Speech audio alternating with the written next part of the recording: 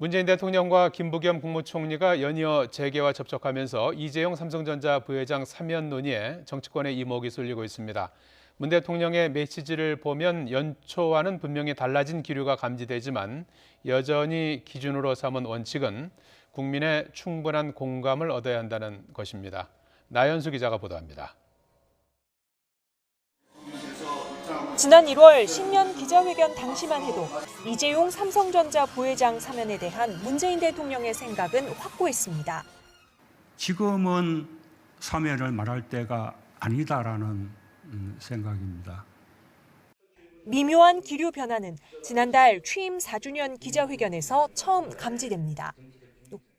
충분히 국민들 많은 의견을 들어서 판단해 나가겠습니다. 그리고 지난 2일 문 대통령이 취임 후 처음 가진 4대 그룹 대표들과의 오찬 간담회.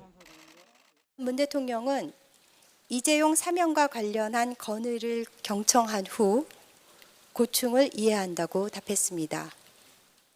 문 대통령은 그룹 대표들에게 지금은 경제 상황이 이전과 다르게 전개되고 있고 기업의 대담한 역할이 요구된다는 점을 잘 알고 있다고 말한 것으로 전해집니다. 특히 국민도 공감하는 분이 많다고 언급했다는 대목은 앞서 국민의 의견을 충분히 듣겠다고 밝힌 것을 고려하면 상당히 의미심장합니다.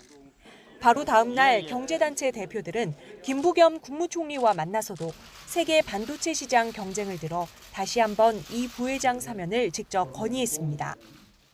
하루빨리 이 부회장이 현장에 복귀해야만 된다고 믿습니다.